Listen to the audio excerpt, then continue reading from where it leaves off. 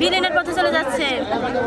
মাটি কাটার জন্য আমাদের আবাদি জমি নষ্ট হয়ে যাচ্ছে, আমাদের রাস্তাঘাট বাজার সবকিছু নষ্ট হয়ে যাচ্ছে।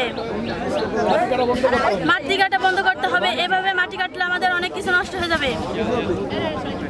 আমরা লেখাপড়া করতে পারবো না, স্কুল ভেঙে যাবে। আমরা চাই যাতে মাটি কাটা বন্ধ হোক। বাজারঘাট সব ভেঙে যাবে, এলাকার মানুষের অসুবিধা হবে, স্কুল কলেজ ভেঙে যাবে, আমরা সুশিক্ষা অর্জন করতে পারবো না। সেজন্য আমরা চাই যাতে মাটি কাটাটা বন্ধ হোক। জন্য ওখানে ওসি মহোদয়ের কাছে দরখাস্ত দিয়েছি। ওনারা আমাদেরকে আশ্বস্ত করেছেন যে আমরা মাটি কাটা বন্ধ করতেছি। অনুরূপভাবে আবার ডিসি মহোদয়কে দিয়েছি। কারা কারা কাটছেন এবং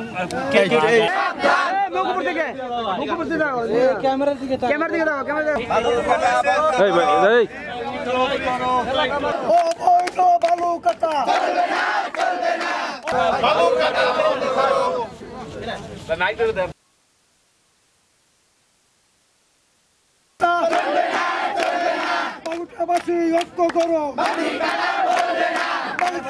কালো হাত চলবে না, চলবে না, অবৈধ বালি কাটা চলবে না, চলবে না, চলবে না, চলবে না, অবৈধ বালি কাটা চলবে না, চলবে না।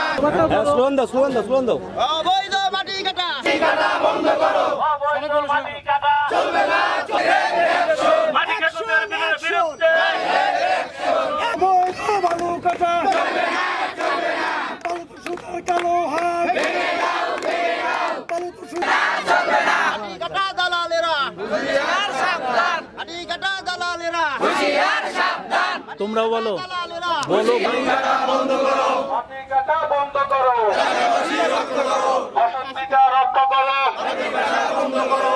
আরে আরে এক সেকেন্ড